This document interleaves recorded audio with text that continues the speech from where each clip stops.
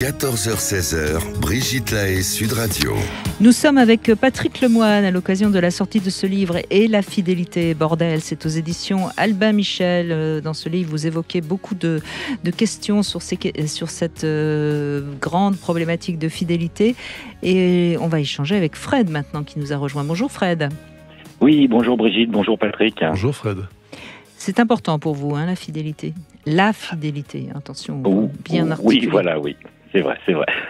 Je suis né dans les années 70, donc c'est vrai que j'ai été élevé d'un certain côté, quoi, comme on peut l'être à cette époque-là. Donc j'avais beaucoup de a priori et de vues là-dessus. Maintenant, avec le recul, on peut comprendre certaines choses. Bien. Voilà.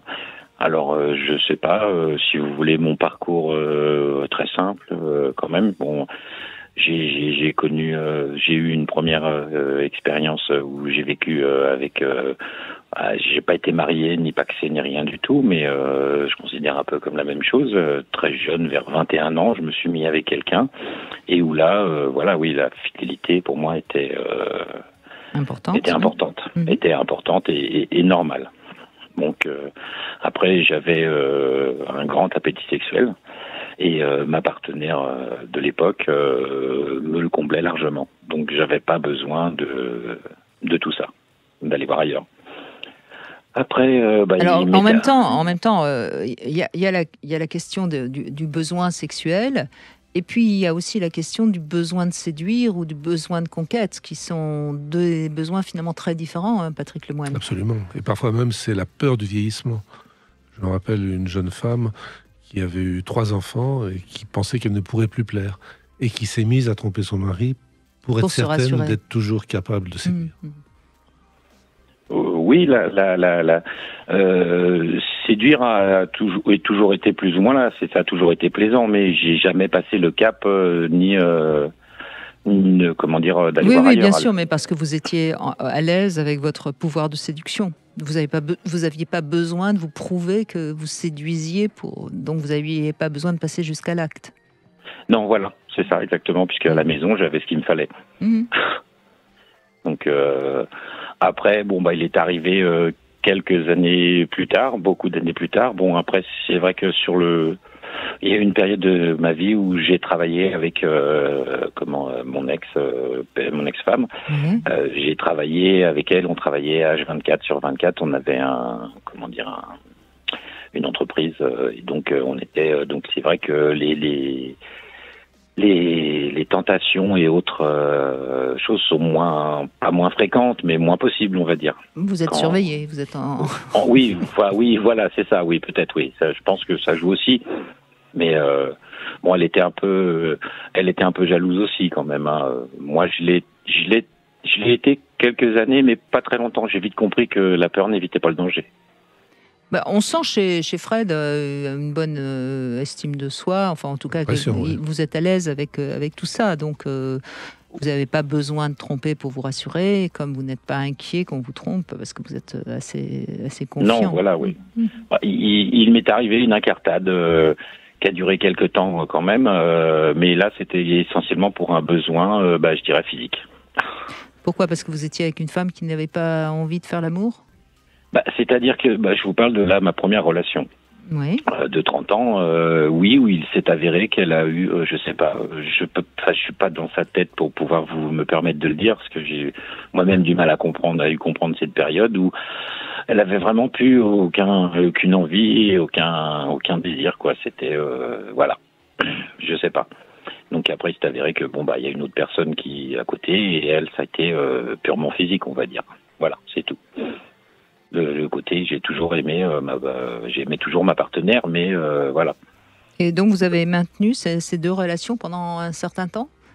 Quelque temps, oui. Quelque temps, jusqu'à temps que l'activité reprenne. Jusqu'à ce qu'elle accepte à nouveau de faire l'amour avec vous ? Oui. D'accord. Oui, jusqu'à temps que... Est-ce que vous diriez que le fait d'avoir pu faire l'amour à côté vous a permis de maintenir la relation ? Est-ce que vous diriez ça ? Certainement. Ça a joué. Certainement, oui, parce que j'avais les deux côtés le côté à la maison et le côté extérieur. Mais on remarque souvent que les hommes arrivent mieux à cliver ces deux choses-là que les femmes. C'est-à-dire que vous ne vous êtes pas mis à tomber amoureux de cette femme qui vous accordait les besoins sexuels dont vous aviez besoin. Oui, c'est pas. Ouais, non, j'étais pas amoureux. Vous étiez bien avec elle, mais voilà, c'était clair pour vous que c'était une relation hygiénique, quoi. Voilà, c'est ça, oui. Et la rupture avec cette deuxième a été compliquée ou très simple, très naturelle? J'avoue que j'ai peut-être pas été le meilleur, le plus sympa, on va dire. Vous n'avez pas été le plus galant. Oui, voilà, c'est ça. C'est ça, ou le plus élégant, oui, on peut dire comme ça. J'ai pas été méchant ni quand même non plus, mais disons que oui, j'ai pas été le plus galant. D'elle-même, elle a compris. Et elle était amoureuse de vous, vous pensez? Je crois. Oui, parce que c'est toujours la difficulté, Patrick Lemoine.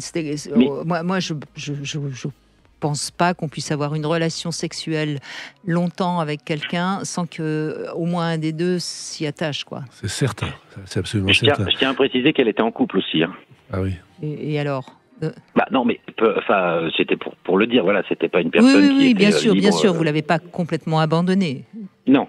Vous lui avez peut-être fait un petit peu mal au cœur, mais vous ne l'avez pas abandonnée puisqu'elle n'était pas libre. Oui, elle n'était pas à la rue. Je pense que oui, j'ai peut-être fait mal au cœur, mais bien malgré moi, j'ai pas voulu. Non, mais attendez, on va pas vous juger, Frédéric. C'est pas grave, c'est la vie. Oui, elle était adulte et consentante malgré tout. C'est ça, oui, effectivement. Après, voilà quoi. Bon, moi, comme pour moi, enfin, il était bien clair dès le départ. J'ai jamais été dans le sens de refaire ma vie avec elle ou autre chose. Non, bien sûr. Mais voyez, vous disiez au début de votre témoignage que pour vous la fidélité était importante, et en fait, on pourrait penser que dans cette relation avec cette femme qui à un moment donné ne voulait plus faire l'amour, vous avez quand même considéré que vous êtes resté fidèle, en tout cas à votre principe, puisque c'était juste un besoin sexuel. Donc on s'arrange comme on peut, au fond, Patrick Lemoine, avec son éthique. Oui, mais alors justement, est-ce qu'elle l'a su, votre partenaire, non, entre guillemets, légitime? Non. D'accord. Oui, donc vous avez bien clivé les choses de manière à ce que tout soit bien comme il faut, et puis on s'arrange comme on peut.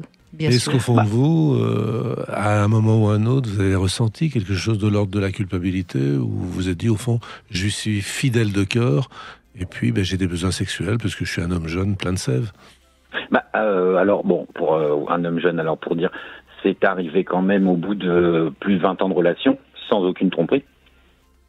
Non, mais c'est une question. Non, mais comment dirais-je, c'est arrivé, ça faisait, oui, à peu près déjà 20 ans que j'étais avec, et la culpabilité, oui, un peu quand même. Un peu quand même. Ça rassure, oui. Ça rassure. Merci Frédéric, en tout cas, on vous pardonne. Merci Frédéric de ce témoignage. On continue bien sûr après les infos à évoquer la fidélité, l'infidélité avec Patrick Lemoine qui est avec nous.